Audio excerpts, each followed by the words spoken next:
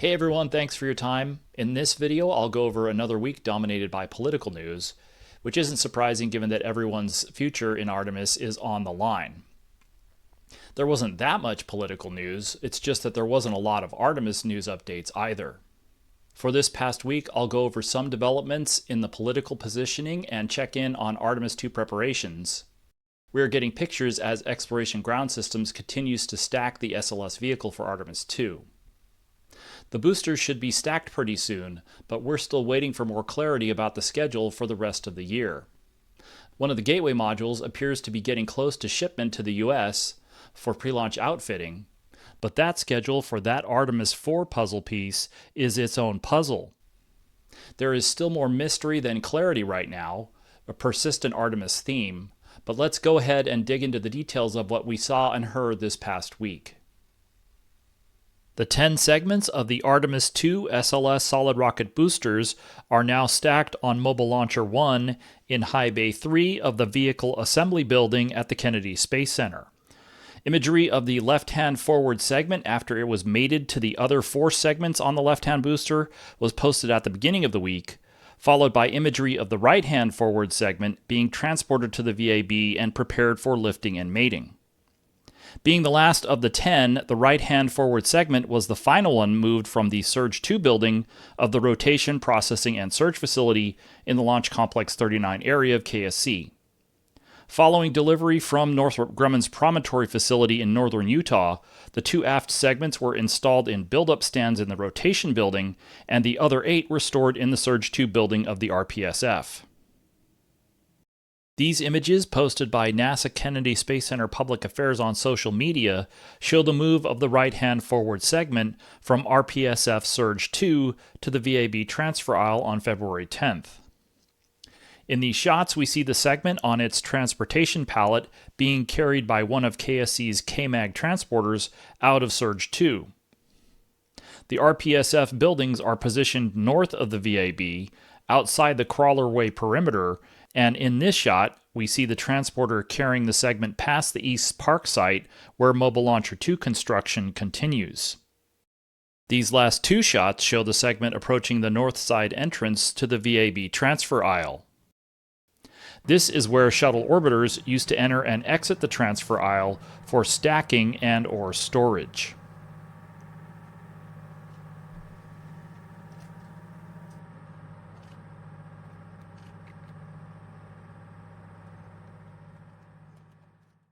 On Friday, PAO posted another set of pictures of the stacked boosters while mating operations with the right forward segment and the right forward center segment were in progress.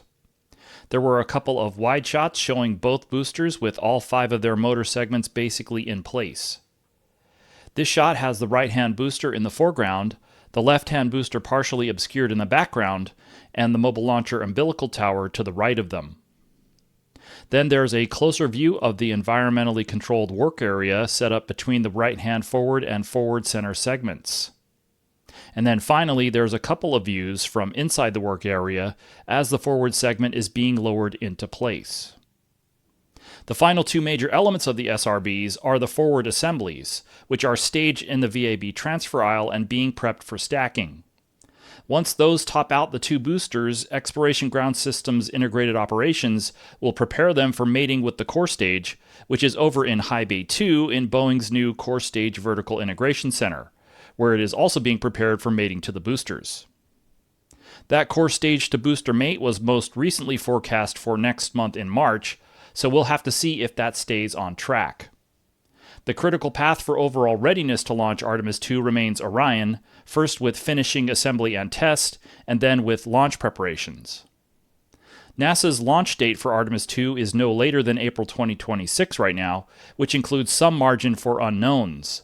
But a space agency official recently said they were figuring out a new work to date for Artemis II, which would be the optimistic one, assuming no hiccups.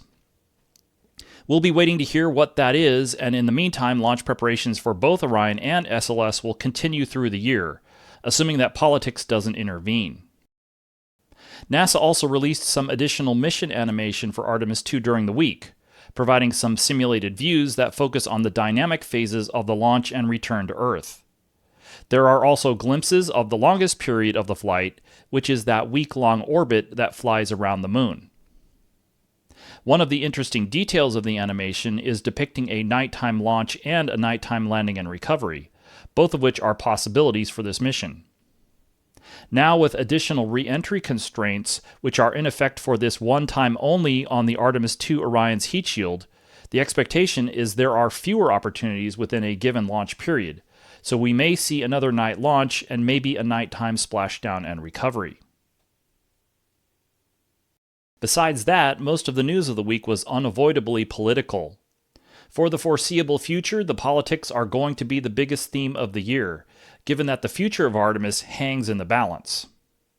The Starship flight tests are the only periodic launches related to NASA's Exploration Directorate and Moon to Mars Office's current plans, and in fact the only launches in the past 2 years. And even there, Starship launches and orbital flight testing that directly affects the Artemis III schedule are still some number of months in the future.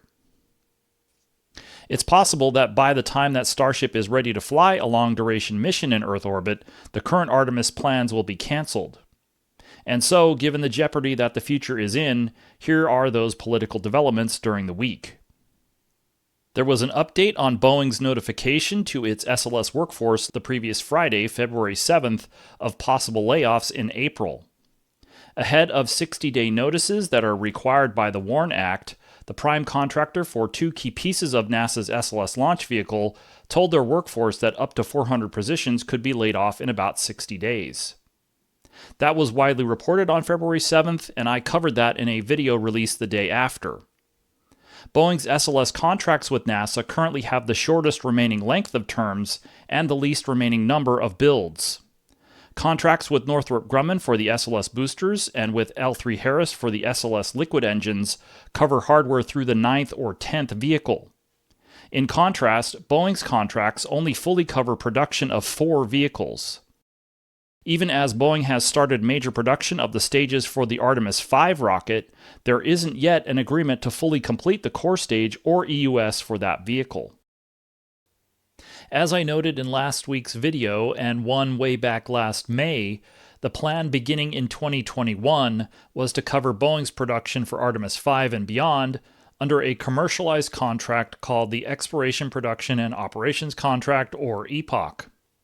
That was also planned to consolidate all of the SLS work done by the contractors, along with the significant amount of systems engineering and integration work done by NASA personnel.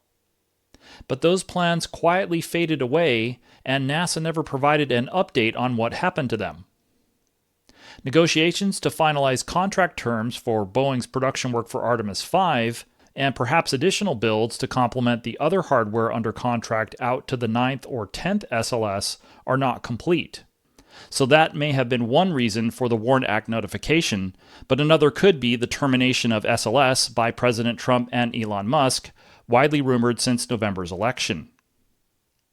After further discussions with NASA, Boeing provided another statement on February 12th that updated where they stand with possible layoffs or workforce reductions. Here's what that Boeing statement says, quote, "As Boeing and NASA continue to finalize contract revisions for Boeing's work on the Space Launch System program, we have successfully mitigated a majority of the previously announced workforce reductions. While Boeing is committed to supporting NASA's Artemis missions and delivering capabilities for the core stages and exploration upper stage, workforce adjustments are still necessary to drive efficiency and cost-effectiveness on the program as portions of Boeing's SLS work matures from development to production.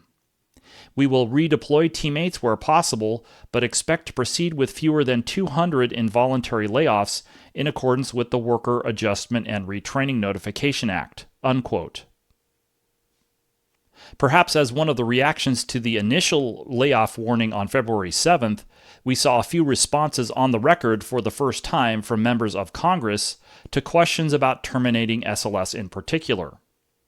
The Commercial Space Conference was held on February 12th in Washington, D.C., and reporters at the conference asked members of the House of Representatives and the Senate, who sit on space policy or appropriations committees, and were speaking or in attendance for comments.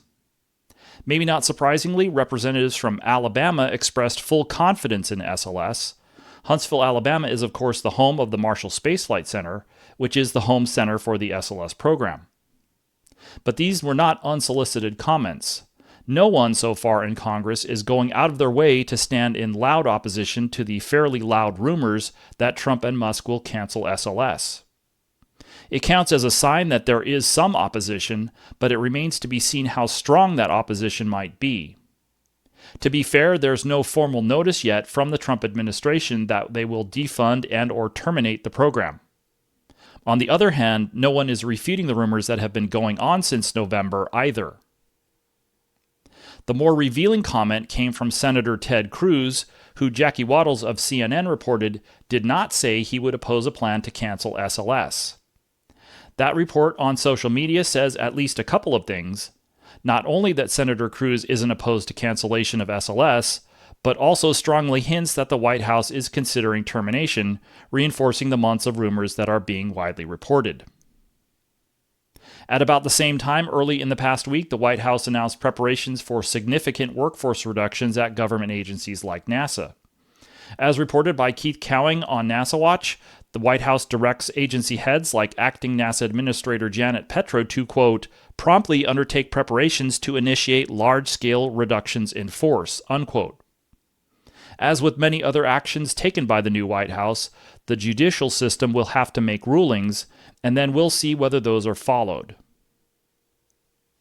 In other news and notes for the week, NASA Public Affairs released 2 pictures, courtesy of Thales Alenia Space, of the Gateway Habitation and Logistics Outpost primary structure. The images show the structure being positioned in a clean room for pre-shipment final installations. The Halo module structure will soon be shipped from the Turin, Italy facility of Thales Alenia Space to a Northrop Grumman, Phoenix area facility in the U.S., and these pictures just being released now are over 3 months old. So most of the pre-ship work noted in the NASA article, like secondary structures and hatches, along with leak checks and functional valve tests, should be nearing completion, with a media event planned in just a few days on February 20th. NASA released another picture of the visit by members of the Artemis II crew to the Space Systems Processing Facility a month ago, where they toured Boeing's core stage engine section work area. In this newly released shot, crew members Jeremy Hansen and Christina Cook and backup crew members Jenny Gibbons and Andre Douglas are seen with people who are working on the core stage 3 engine section pictured in the background. I wonder if those MPS feedline subassemblies over there on the left are the LOX feedline Y ducts. Thanks as always for watching. Click on the like button if you found this video informative. I'll continue to recap the week's events and the latest updates that were being provided, but in the next video I'll go through the big picture, what we know, the bigger pile of what we don't know, and what we're looking for next.